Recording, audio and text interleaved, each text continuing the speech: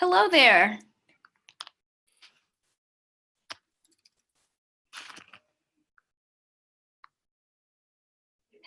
Hello, can you hear me?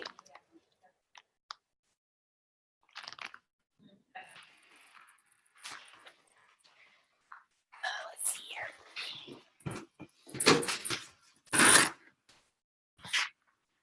Hi. I cannot hear you, so you might want to try hitting, there should be, let's see.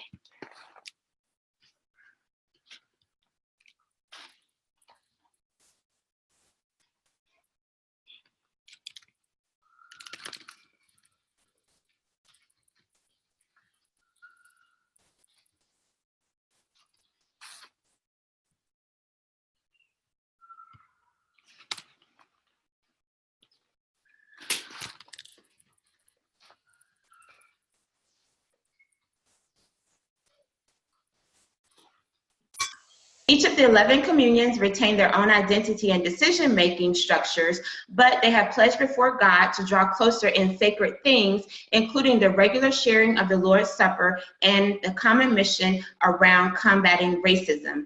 In 2017, the Young Adult Task Force began hosting webinar series to address the intersections of racism in our society, which brings us to today's segment on poverty, race, and mental health.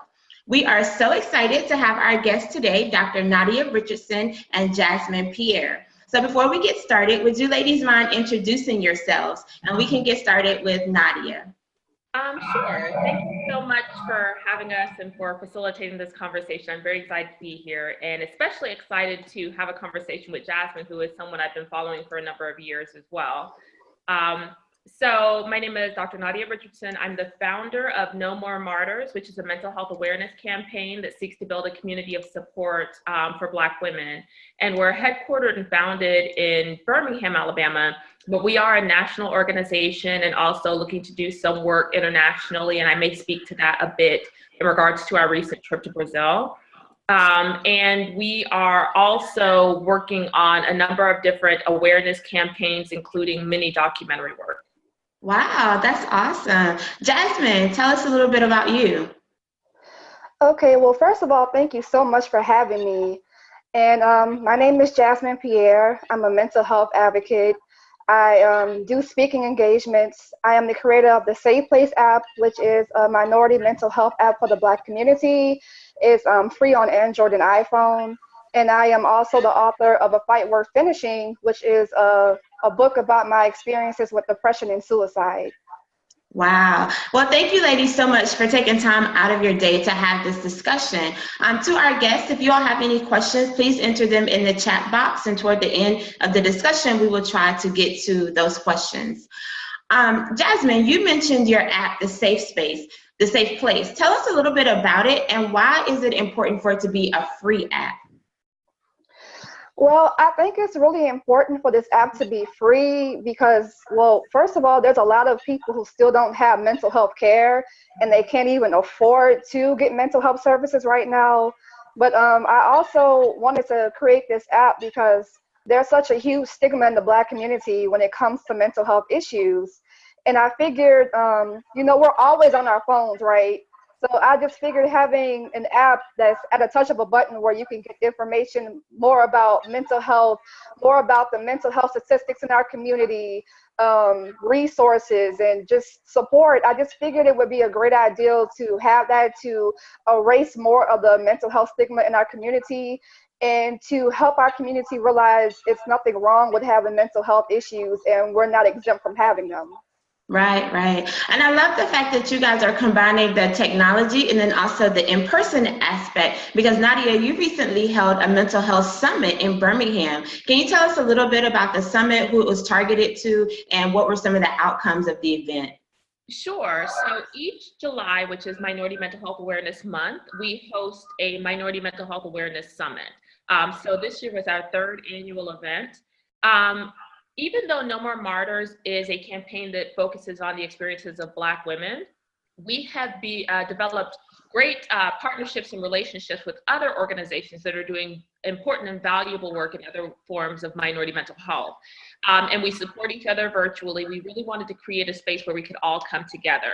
So the Minority Mental Health Awareness Summit is an event where licensed professionals, clergy, consumers, caregivers, individuals in service-oriented fields, law enforcement, elected officials can all come together and talk about minority mental health. We have speakers that speak on a number of experiences in regards to Native American mental health, Hispanic, LGBTQIA, and we all come together and really discuss these things. We have keynote speakers, and then we also have a segment of the summit that's set aside for an ongoing community conversation where we set action plans of things that we'd like to accomplish in the following year so that we can report back on it at the next summit in July. Wow. And I love that both of you are working on not just talking about the issue, but actually helping to engage people in the action plan. Jasmin, you've also written a book. How does your book relate to the work that you're doing? I think the book relates to the work that I'm doing because, well, for the longest time, I was in denial about my mental illness because of just certain things I heard growing up in my community, that Black people don't go through mental health issues, that we're just supposed to pray. And finally being diagnosed with major depressive disorder and realizing, well, you know, guess what? It does affect us too. It just made me realize just how huge of a stigma that we have. And I wrote the book to help, you know, all races, but I'm just hoping that somebody, you know, who looks like me, who is a person of color, who might be scared about their mental health issues, reads that book and just realizes it's nothing to be ashamed of. And if you need to go get the help, it's okay to go get the help. Right, right. Nadia, would you say that your organization was fueled by a personal story as well? I think there are a number of layers as to how No More Mayrts came about. First of all, I was already involved in research related to the experiences of Black women and mental health concerns before No More Mayrts was developed. However, in 2014, we lost three notable Black women to suicide, and these were women who got media coverage. So one of them was TT Branch. Another one was Jasmin. Oh my goodness, the name is slipping my mind right now. But there were three notable Black women who were lost to suicide. And I just remember that when that happened, they got coverage from Essence, they got coverage from Ebony, Huffington Post. And we decided, I decided we needed to have healthier conversations, because some of the conversations I started seeing take place were unhealthy. They were saying, well, they were all beautiful, they were all successful, they were all college educated. What did they have to be sad about? It was a selfish decision. So for me, I just thought, well, what do you think mental health looks like? It has no, it does not discriminate based on race, class, gender. It does not discriminate even in academic obtainment or, career success or financial success. Right. And so we started as a Facebook page, a place where we could have a comfortable, supportive, non-judgmental conversation about what mental health looks like in the Black community. But it grew to the point where we started hosting webinars. We had a number of asks for additional trainings and insight support. So we thought, well, this is something that is going to turn into something larger than just me having conversations with individuals in a chat box. And that's how No More Mayrts really came about. Wow, that's so impressive. And I love the fact that you both use mental health instead of mental illness, because I see a lot of people that when talking about it, they say mental illness, and people are easy to say, oh, I don't have an illness. But when you say health, then it gives it more of a positive connotation. What would you all say is the biggest misconception that people have when thinking about mental health and poverty? Because I know we look at people who are, I guess, famous, as you said, Nadia, who are celebrities and they have mental health issues, but people who don't have access to resources, what are some of the misconceptions that we have about their situation? Misconceptions in regards to, you said poverty? Poverty and mental health. Okay, sure. I think in general, mental health is kind of attributed to a personality fault. You know, it's being like a weakness in personality, and it's not really looked at in a way where it says this is a reflection of your health and your wellness, and it's connected to other dimensions of your health and wellness. So if your financial wellness is off, it's going to impact your mental wellness. If your physical wellness is off, your social, your occupational wellness, if any of these things are off, it will impact your mental wellness. So I think that individuals who don't really acknowledge the fact that poverty can impact your mental wellness aren't really looking at it in the most holistic manner. Now, with that being said, for individuals who are having financial difficulties, who are experiencing and living in poverty, I think the approach in regards to outreach and access to services has to be much more intentional. And it cannot be patronizing in any way, shape, form, or fashion. You can't just go to someone and say, well, you need to go get help. What does that look like? What does it look like for them to access it? A lot of the advocacy work we do are with individuals who have difficulties accessing these things due to finances, or things that finances impact, like transportation, childcare, and those number of things. And so we do a lot of research as an organization to find out where they can go for services for free or on a sliding scale.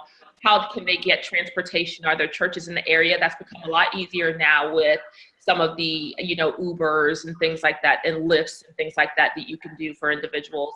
But really helping to remove some of the barriers, but do it in a way where it's non-judgmental, because at any moment, any one of us could be in a situation where we need that kind of support.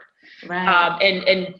And to really be able to understand how providing that kind of support isn't just providing mental health assistance and support to one individual, it's going to be connected to a family. You know, if you're providing it to a parent, if you're providing it to a sibling, if you're providing it to a spouse, making sure that that individual has access to those things is going to protect the mental well-being of that entire person's community and family. Wow. And what are your thoughts, Jasmin?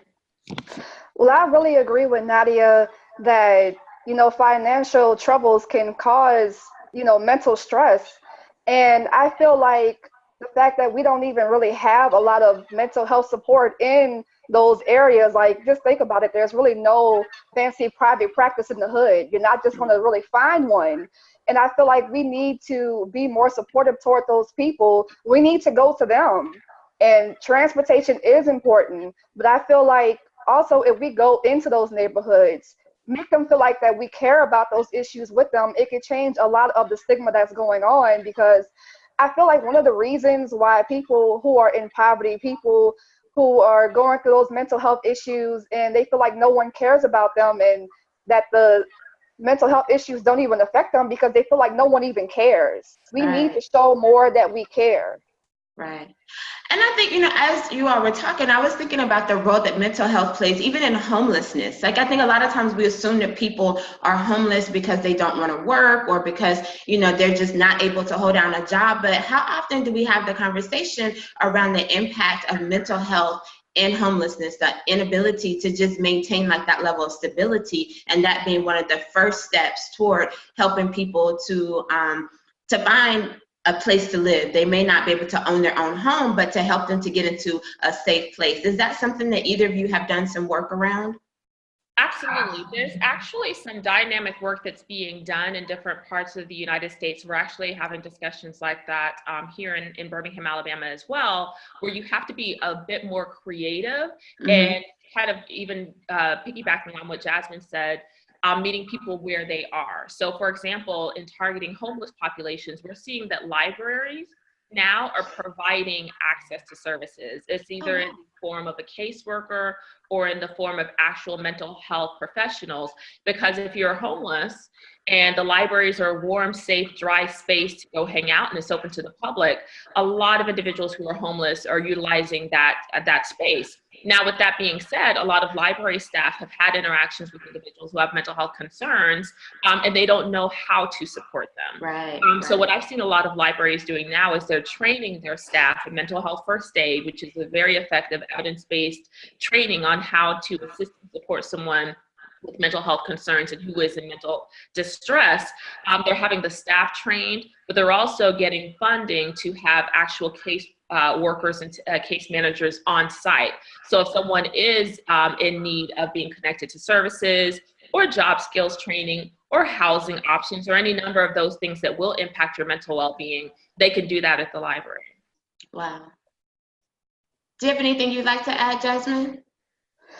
Yes, I live in New Orleans, Louisiana, and we have one of the worst mental health care systems in the United States. We're probably ranked something like 45th.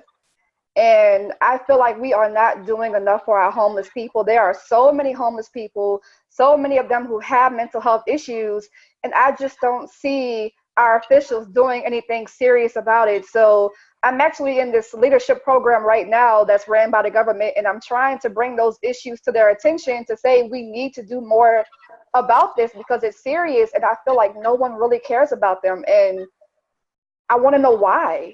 Right. So how would you all say that this issue affects people of color? Because I know that mental health is not something that discriminates. You know, it doesn't matter if you're white, brown, yellow, orange. We all, you know, have mental health in our communities, but how does it affect people of color differently, in your opinion? Sure. I see a lot of mental health campaigns, and I've been to a lot of different mental health events where the focus in regards to the minority population is stigma. And that's true. It's a very real thing. It is a barrier. However, if you don't take a socio-historical and socio-political, socio-cultural view as to why that stigma exists, it ends up becoming very patronizing, right? Because it puts the onus on the individual to push past the stigma versus the onus on society to acknowledge why that stigma exists, right? If I'm a Black person in the United States and I'm reluctant to tap into the healthcare system, why do you think that is? Right. I didn't come up with that myself.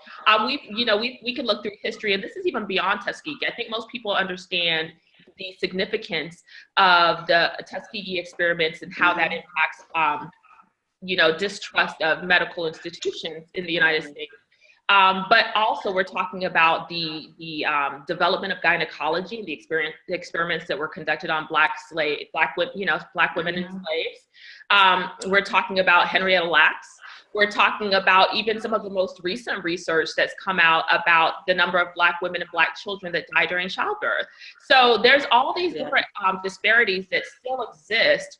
And if we don't acknowledge that and recognize that as a foundation of a lot of the stigma that exists in the community, then to me, we're not going to really push past this idea of stigma as it relates to mental health, because there's already this overarching distrust of medical institutions in general. Now, with that being said, No More Martyrs does have a social justice component. So I do believe that when we have those conversations and we go into developing certain programs to address stigma and address access and address equity and health disparities, we always start there. We always start with what is our history as a country and how does it impact minority reluctance and distrust into tapping into services. And from there, you can have other conversations about the low numbers of licensed mental health professionals of color, the low number of mental health facilities in general in the country, because they've gone down significantly. But even like what Jasmin said, in low income minority majority communities, why aren't there mental health professionals working with housing authorities? That should be a given. Like, why don't we have mental health professionals in school systems? Like, that should be a given. We have guidance counselors, but they might not necessarily be licensed mental health professionals that can address things like trauma, and the rise of PTSD in urban communities. Like, a guidance counselor might tell you how to fill out a college application, but they might not understand that you have lost 2 relatives to gun violence. One parent might be in the prison system and you're being raised by a grandmother who's exhausted and maybe managing depression herself. Like, we really need to, it's such a complicated and layered issue. And I feel like people aren't comfortable yet. Now, I'm saying some. I've been fortunate to be a part of some dynamic conversation with some dynamic mental health professionals, advocates and educators, and community members and activists and advocates who are having these conversations. I don't believe I've seen these conversations taking place on a larger national scale. Wow. And that, even Jasmin, I know we're gonna have to talk after this, but that that is a conversation to take to our elected officials, because that's a missed opportunity that they are not taking full advantage of. And I say they because of what you just mentioned about New Orleans. I have seen some elected officials do this very well. Congresswoman Robin Kelly has been very supportive. Senator Vincent Hughes out of Philadelphia, or out of Pennsylvania, used to have a Black mental health summit.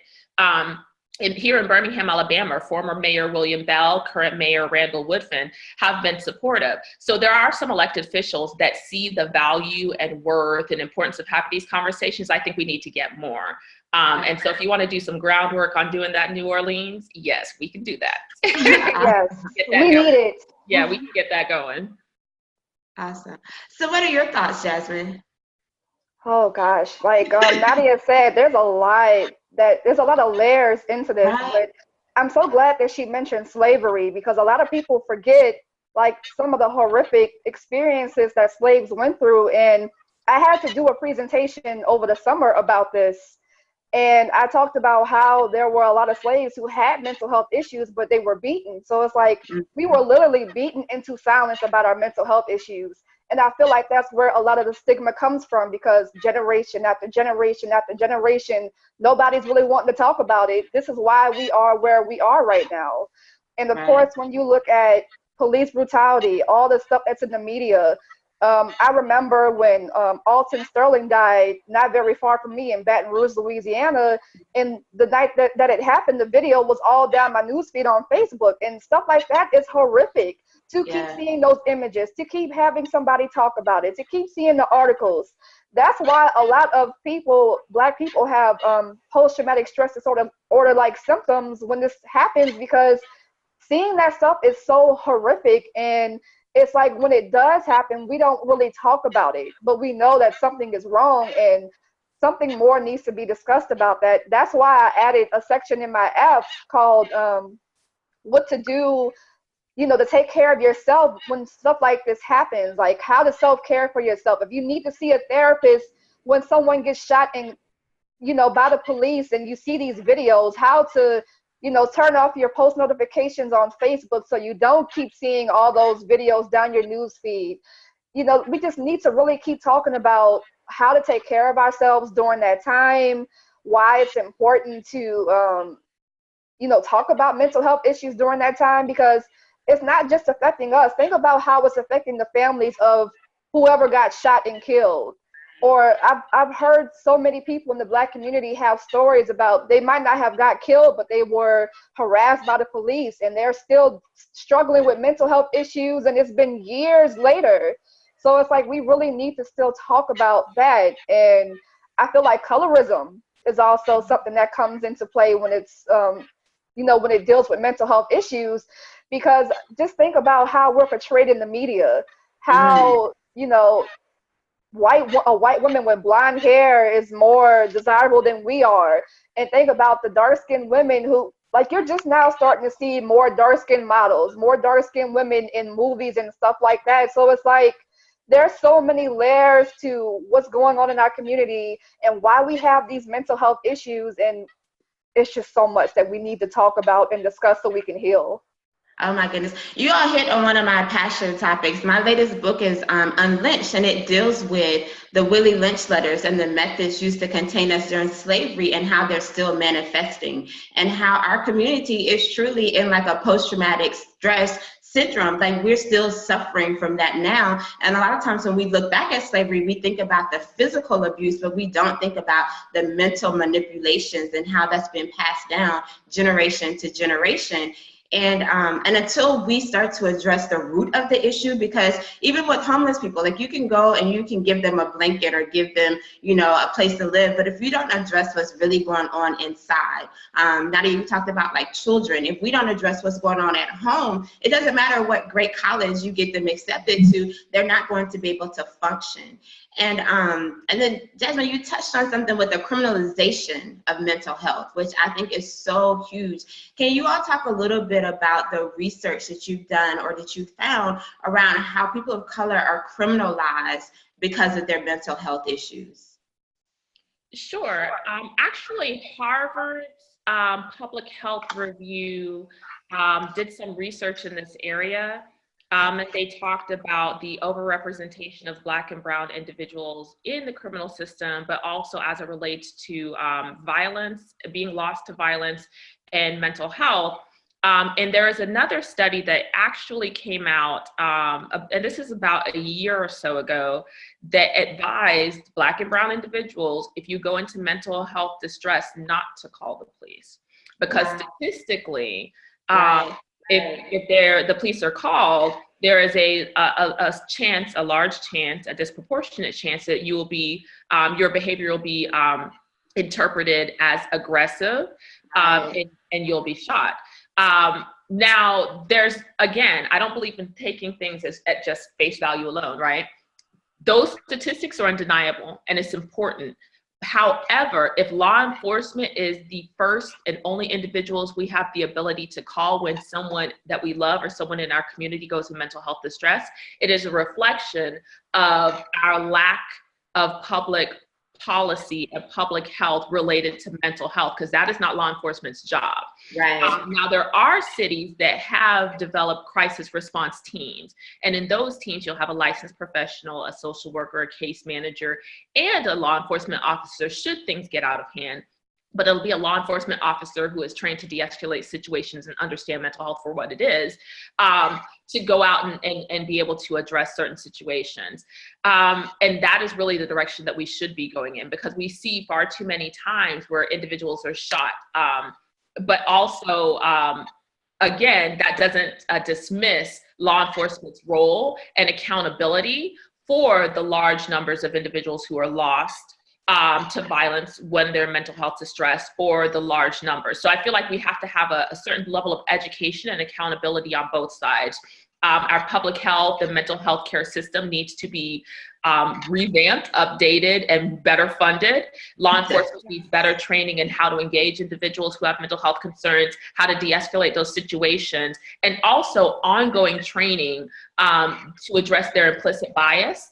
And equip them for strategies towards cultural responsiveness, because bias comes out in high intense situations. It's gonna come out.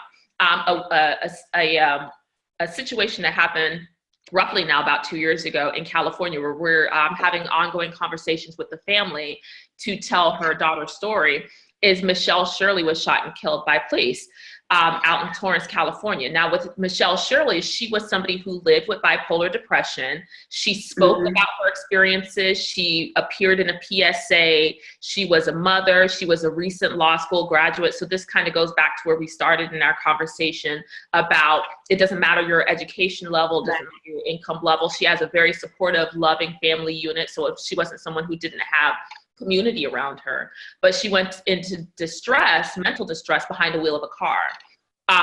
And it was interpreted that she is trying to assault individuals with the car, and that was absolutely not the case. And the video and the law team, the family's lawyers, all of those things are going to come to light. But again, it's another opportunity, because the family is asking that law enforcement get training.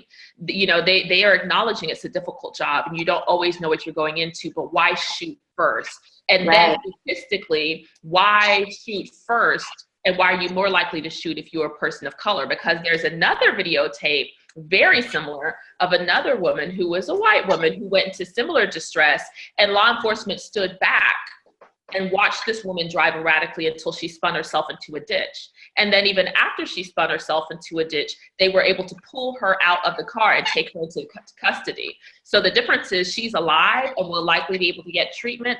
Michelle Shirley is not. And so now her son is having to be raised by other relatives.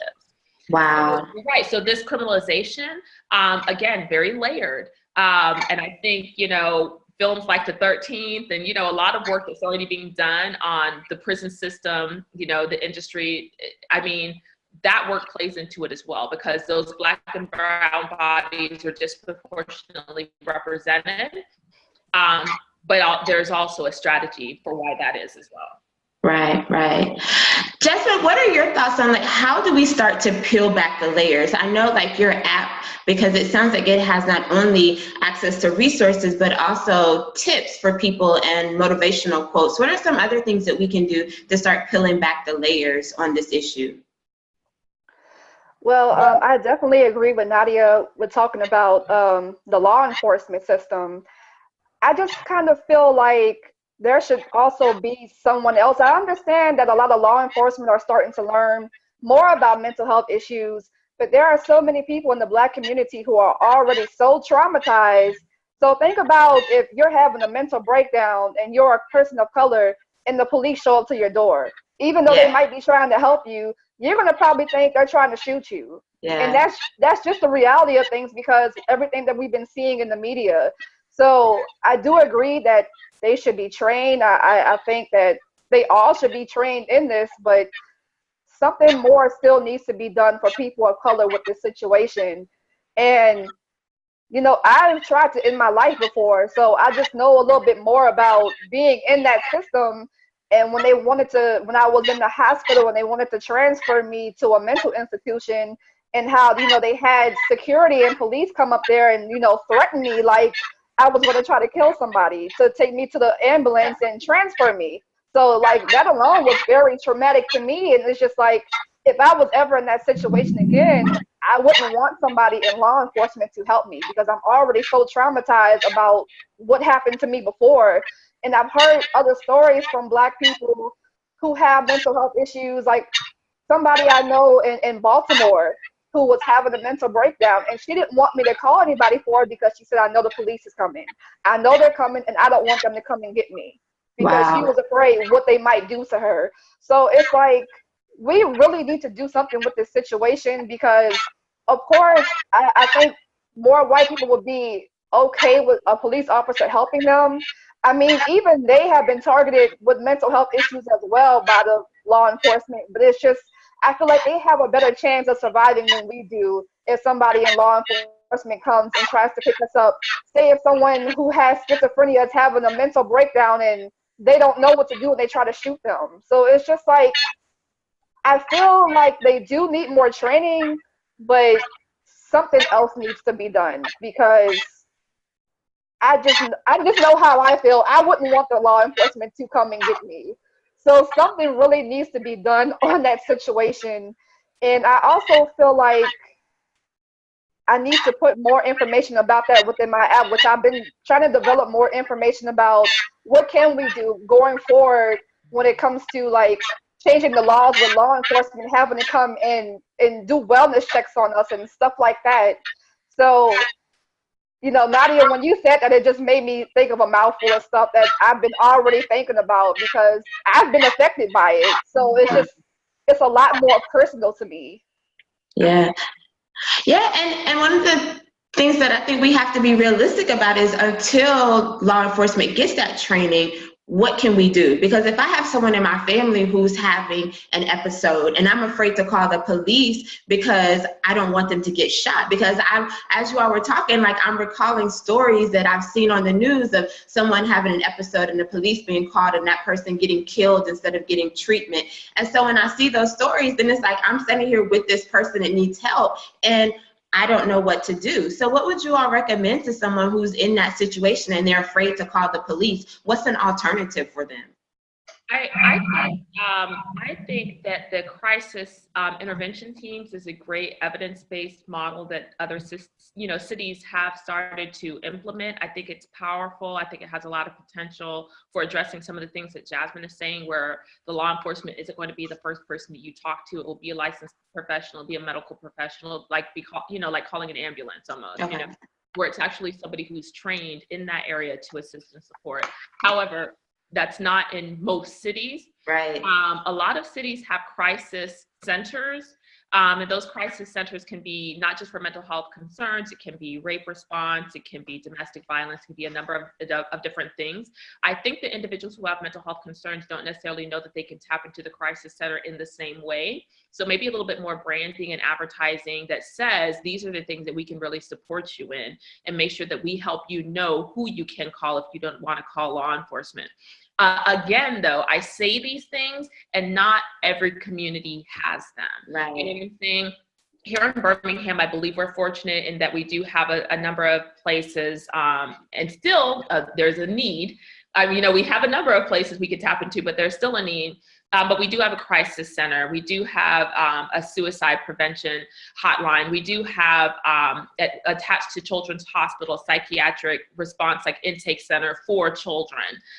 We do have a number of access to different things. Now, with that being said, and I think this is why No More Martyrs has taken off in the way that it has, is that it doesn't take a whole, well, I don't want to say it doesn't take a lot, but it is possible to duplicate those things in other cities, right? So if there's a crisis intervention or a crisis center here in Birmingham that's doing well, it's very possible to take that model, not recreate the wheel in any way, shape, form, or fashion, and develop one in New Orleans, and develop one in Chicago, and develop one in DC, and develop one in Houston. You just need support in doing those things. And that support oftentimes is going to come from community. Our organization, No More Martyrs, can provide that support.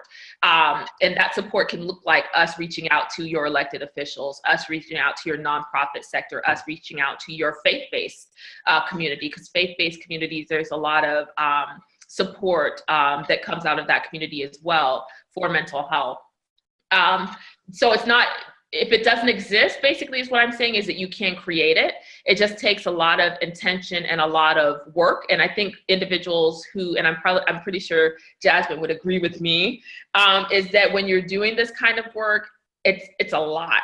Right? Yes. It's a lot of work. So it's easier said than done. Again, with the growth that we've experienced as an organization, would not in any way, shape, form, or fashion be possible if we didn't have a set number of dedicated volunteers that say, we want to do this in Philadelphia, we'll take the lead on Philadelphia. We want to do this in DC, we'll take the lead on DC. And then it makes it easier as an organization to say, okay, if you're going to take the lead, we're going to provide you with all the resources and all the support to make sure that you can implement this in your cities.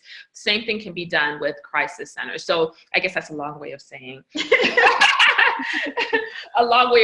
if people don't want to call law enforcement, research what things are already in your community: crisis centers, suicide prevention centers, hotlines, those kind of things. See what's already there, and if it's not there, create it.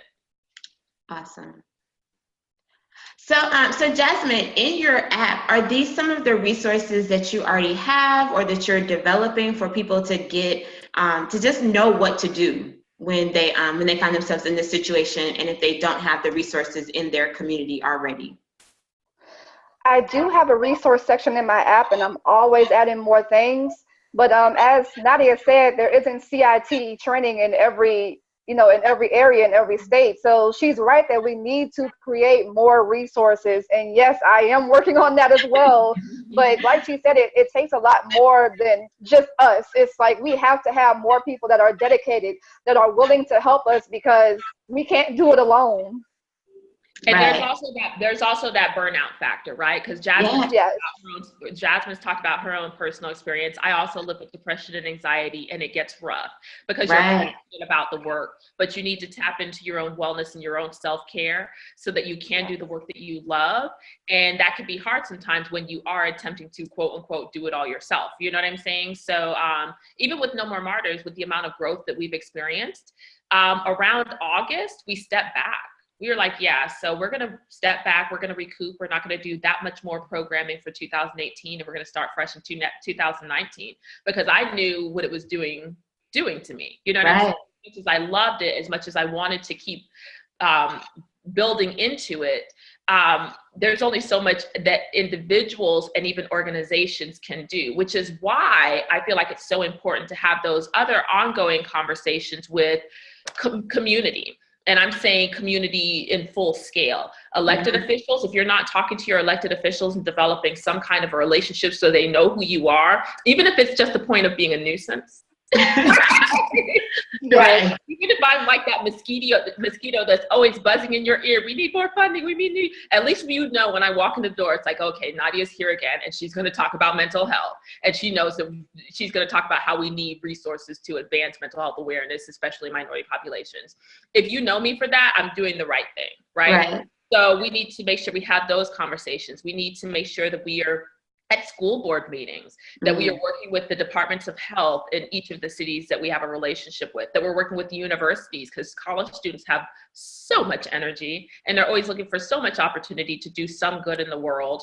And then churches, and churches can be a dynamic conversation in and of itself, because at times churches can be the cause of the trauma that we need to be healing in our community, right? Yes. So that's a whole nother issue too. But being comfortable having those conversations, those difficult conversations, and then training individuals on how to more effectively address mental health in their communities. Awesome.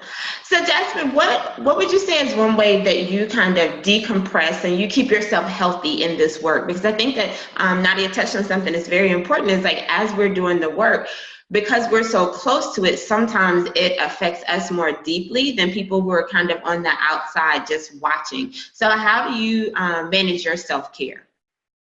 That is a very important question, because I don't think people realize a lot of us who do advocate do have mental health issues as well.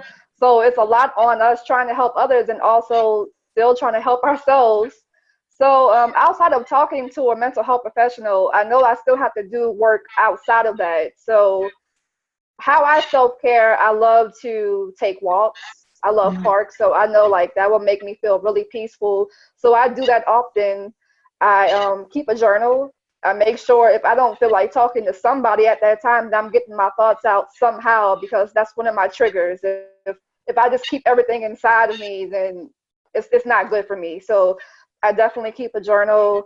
I listen to music. I love to take hot baths, just stuff that I feel like is just going to help me unwind. Right.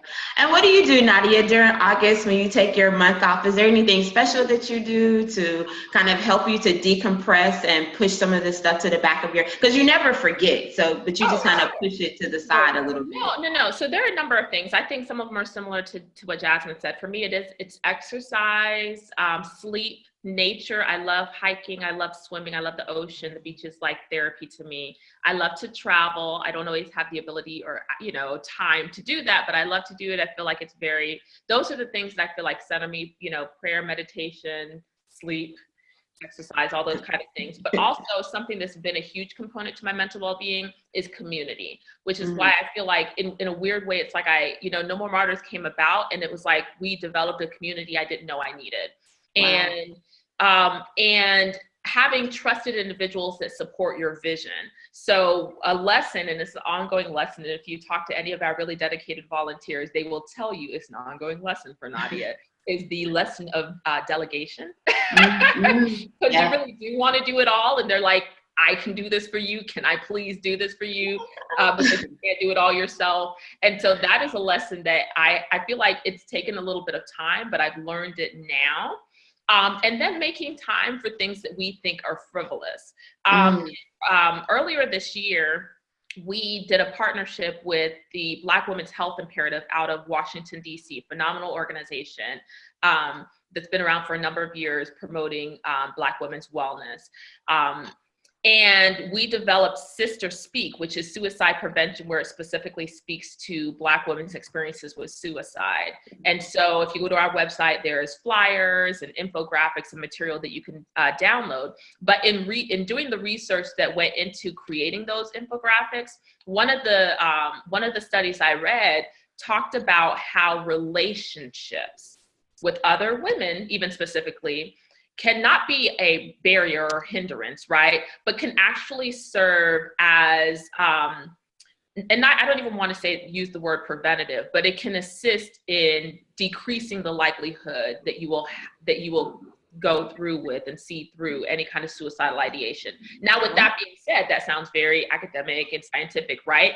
If you put it out in regular language, you know how when you're busy and you're running around and it's like, oh, I don't have time to go have lunch with my girlfriend. I don't have time to go get coffee with my girlfriend. I know I do book club or Bible study, but I don't have time for that. And you're managing a mental health concern or suicidal ideation, all of those decisions to not see through those opportunities to be social push you into further isolation, would put you at greater risk. So that time where it's like, oh, that's just dinner with girlfriends, or that's just a phone call, or that's just coffee, that's actually very good for your mental well-being. I've learned to do that as well. I've learned to, because I am a busybody, I'm very committed and dedicated to the work. I have been like, oh, I can't get together now. I can't get together now. And now it's like, no, girls, let's go get some coffee. Let's get let's go, you know, for a walk in the park, and, you know, let's make that time for each other because it's very important.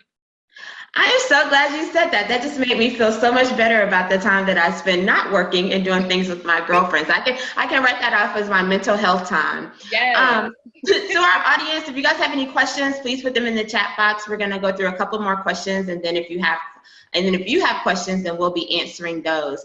I do want to touch on, and both of you have mentioned this before, mental health issues in our young people. I saw a video on Facebook that I thought was so cool, where a school was offering meditation for kids to help them with stress relief and to help them with even conflict resolution. Can you talk about the importance of addressing and even identifying mental health issues within young people? Sure. Well, first of all, I think that it's really, I think we're not paying enough attention to them, especially because of they live in the social media age, and there's a lot more bullying that can go viral, all this, you know, cyberbullying and stuff. And it's just like, I've seen more children in the media ending their life, but the comments I've seen from some parents and some older people saying, well, you know, in our generation, we wasn't worried about somebody saying this about us, and these kids are, you know, more weak than we were in our generation. I just really feel like they're not paying attention to these issues. And I think they're forgetting that, you know, words do hurt, that sticks and stones can break my bones. No, it's words do hurt. So I think we really need to pay more attention of bullying in the schools. The school system needs to implement more programs to stop the bullying in schools, to stop the recording that's going on, all that kind of thing, all those kind of things that are going on. And I really feel like we need to have, like Nadia said earlier, more mental health support within the school system, because you might have a counselor, but they don't really know about a lot of mental health issues. I read a story maybe about a year ago about this girl who was being bullied in school, and she was going through things at home, and she did go to her guidance counselor, and she didn't really help her, and she ended up taking her life. So it's like, if we don't really have the right resources for them to talk about their issues, it's like the problem is just going to keep spiraling and getting out of control and getting more worse. Absolutely. I feel like listen to young people. You know, I feel like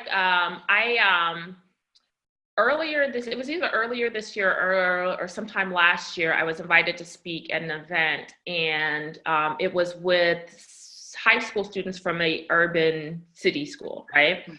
And it was one of those, it was called a youth empowerment, something kind of an event. And the speaker who went before me, I felt, in my perspective, was patronizing and authoritative in a way where young people will tune out. And what I mean by this is, if you go into a room full of young people and say, you know, pull up your pants and be respectful. Okay, like, respect is very important. Right. But putting, again, really solely focusing on these kind of smaller things, I felt like it didn't give the student a chance to speak about, you know, I might not say, I don't listen to a lot of the music, you know, I'm not so hip, some of the newer, whatever, but let me take that back. I'm very hip. I just don't like something. And the attire, whatever, I might not agree with it, but I don't necessarily see an issue with it. That's not causing the gun violence, right? And so I remember tapping the shoulder of the woman who invited me to speak, and I was like, hey, if I'm going right after this guy, I need you to know that I'm going to basically say the opposite of what he's saying. Are you comfortable with that? And she said yes. And so I went and addressed it, because he was also speaking specifically about police interactions, and essentially, you know, bought into a respectability model that said, if you engage law enforcement in this manner, you won't get shot. And so I went into it and I was like, yeah, that's not always going to be the case. You know what I'm saying? Now, should you be respectful? Yeah, should you be respectful of law enforcement? Sure, as you should be of all individuals that you have the opportunity to engage. You should be respectful.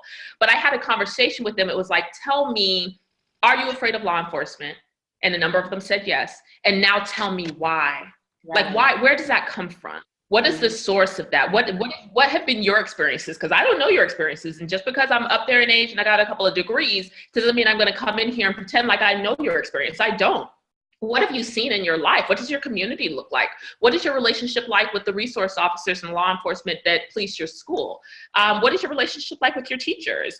What's your family structure look like? And we ended up having a very interesting conversation. And these young people are very intelligent and very, perceptive.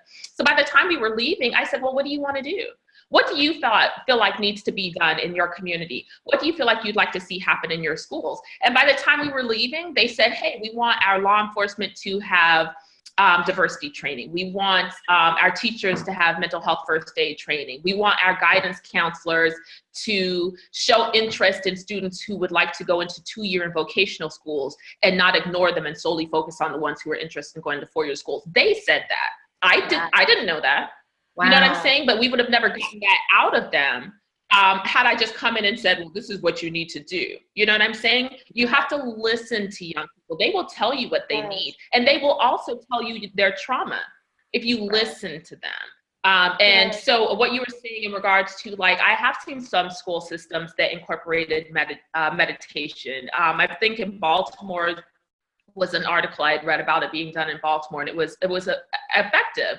I have a friend in California whose child was having some, disruption issues and behavioral issues in school. And she put her child in capoeira, which is like a Brazilian, kind of movement, not really martial arts. It's a different dynamic, other form of being able to channel your energies and your disciplines. And her child's behavior switched. And there's also research that supports why that happens. So being able to listen to them, but also provide them with, out of the box, unique, interesting ways of channeling, and tapping into their own healing. But we won't do that, and we won't get there if we're not listening to them. Wow. And I think that's true for adults either. In some of the, populations where we want to have the savior complex and go in and save their communities, like how often do we go in and say, hey, what do you need from me? What do you need for me to help you? And not just, oh, this is what I think you should have. And then we wonder why the problem doesn't change. But that's a soapbox for another day. We have a couple of questions.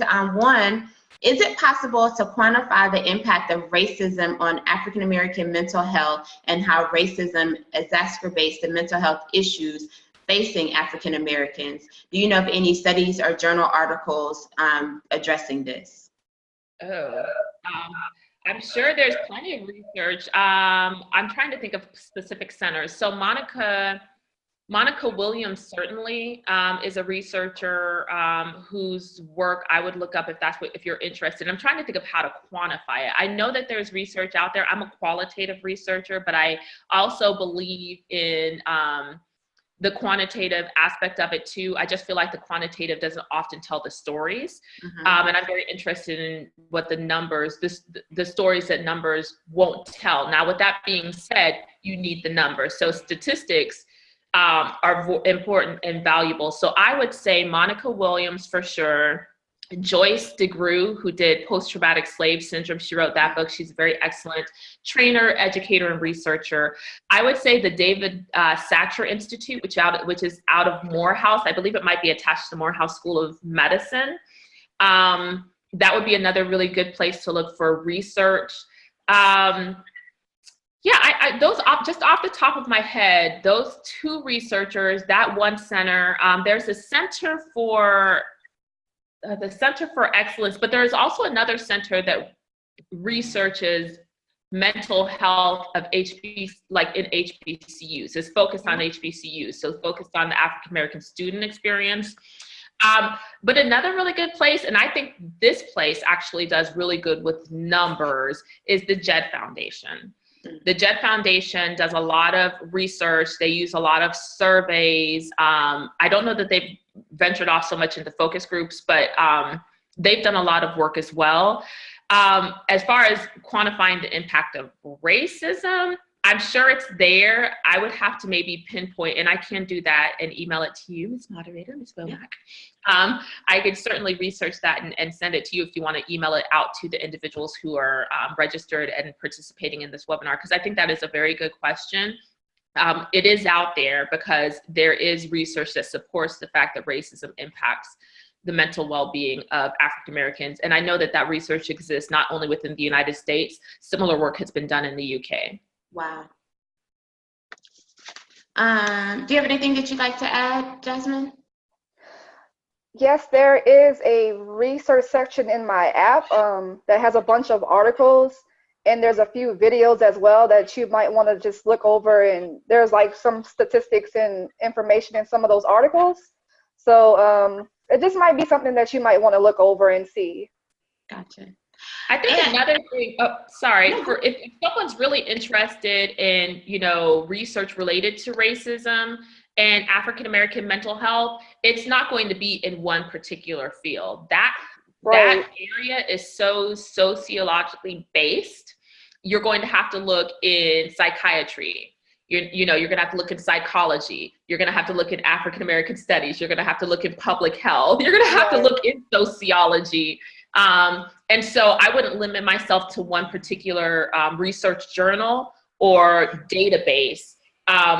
Research related to that is going to be available out of a number of different disciplines. Even law, there are law journals that have looked at the impact of racism on mental health. So it's not going to come from one particular. It's not going to be cut and dry at all. It's going to be so layered. It's multi-disciplinary or interdisciplinary that it's going to take some digging and some work. A lot of research. Yes, it absolutely exists.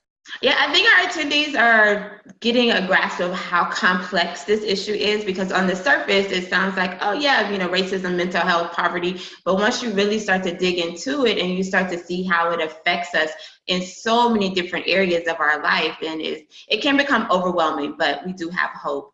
For our last question, which I think is totally appropriate for this conversation, what types of programs that could be resources, directories, online databases, etc., do you suggest for responsible clergy who realize the limitations of their pastoral counseling? Oh. That's a good question. That focuses on, can you say the last part of that question again? Well, basically a lot of church members go to their pastors when they are having mental health issues, and most pastors are not equipped to deal with those issues. So what types of resources would you recommend for the pastors to utilize to help people get the help that they need, instead of just relying on their pastoral counseling, which might not deal with mental health? Sure. So CNN a number of years ago went and interviewed pastors in Atlanta on mental health concerns in their congregations. And the pastors themselves were saying, you know what, we can pray with people, we can counsel people, but we need additional ongoing support in regards to addressing things specifically for mental health, because they acknowledged that some of their congregation needed things like medication, right? The very first grant that No More Mayrts received was a Community Health Innovation Award from the Center for Translational Science out of the University of Alabama at Birmingham. And with that, we used the history of Birmingham and actually went into the Civil Rights District. And there are a number of churches located in the Civil Rights District. And we contacted those churches, and we invited their church leadership, pastors, ministers, other staff, to come and do a mental health first aid training. And so mental health first aid training is an 8-hour evidence-based training where individuals learn what mental health looks like, or mental health and mental distress looks like. What are some of the symptoms, but what are also some of the strategies to support individuals that you have the opportunity to engage who may be in distress. And then we had other ongoing trainings, and we implemented or piloted our support groups. And this is 3-4 years ago, and those support groups continue to meet in Birmingham, but also now meet in Atlanta and Philadelphia and DC. So they're branching off into these other cities. One of the things I found and then we've hosted some larger community conversations about racial trauma and mental health and the potential of the church. One of the things though that I found very impactful is that what I noticed is that church leadership not only learned and was able to, implement certain strategies. I was able to visit some of their churches where they weaved it into some of their sermons, So now they're taking away the judgment, that congregational, that members may feel about tapping into mental health services, because they're hearing this leader of a church, someone that they admire and look to and respect, saying it's okay. You're not any less, committed to your faith by tapping into these things.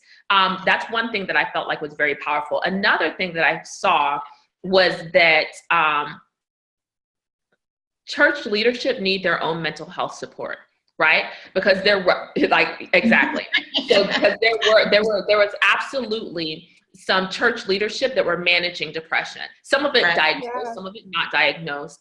The ones who were diagnosed that may be tapping into, counseling or medication openly said, I don't feel like I could share this because people need me to be strong. And so that puts them in this precarious place of, what do you share and what do you not share with your congregation? And if you're not sharing, then who are you tapping into for the support that you need? So I felt like it kind of, unveiled that other dynamic of needed support for church leadership, is that, yes, be trained and know mental health first aid. I'm a huge, I've seen it work. I know it's a powerful training. Get trained in that. Make sure your church leadership is trained in that, but also make sure that there are things in place to make sure that church leadership don't burn themselves out and that they're taking care of their own mental well-being. Wow. Well, thank you, ladies, so much. It's hard to believe that our hour is up already. We've gotten some great feedback. We do have one question that I'm going to email to both of you. And if you could maybe give me a written answer, then we can respond and send it out in our follow-up. But thank you all so much for just taking time out of your day, sharing so much good information. Can you just quickly tell our viewers where they can find you online, where they can find out more information about you, how they can connect with you? So No More Martyrs, you can follow us, just nomoremartyrs.org. You can follow us on Facebook, Twitter, and Instagram. We have a number of different initiatives coming up for next year, including our annual Minority Mental Health Awareness Summit in July, but also we'll be launching our book club in November. So our first book that we'll be reading is actually called Black Women's Mental Health. And it was a book that's been edited by Dr. Stephanie Evans, Dr. Kanika Bell, and Dr. Nsinge Burton. And we're very excited to get that going. So yeah, you can follow us and stay connected that way. Awesome. As for me, you can find me on Facebook at The Safe Place, or you can also find me at A Fight Worth Finishing. You can find me on Instagram at It's The Safe Place, or you can also find me at A Fight Worth Finishing on on Instagram as well. Or you can also download the Safe Place app, and it has my information and the links to where you can follow me within the app, so it just makes it a little bit easier. Awesome. Well, I still have questions coming in, so I'll be sending you guys an email later today. And again, thank you so much. Thank you to our listeners for taking time out to be a part of this conversation. The video will be posted on our website via YouTube, so people can go back and watch and get information, hopefully reach out to you and get access to the resources and start building some of these crisis intervention centers in their communities so that we can help to address and remove the stigma of mental health. So thank you all again and have a wonderful day. Thank you. Thank you. Thank you so much for the invitation. Bye. Okay, bye. Bye.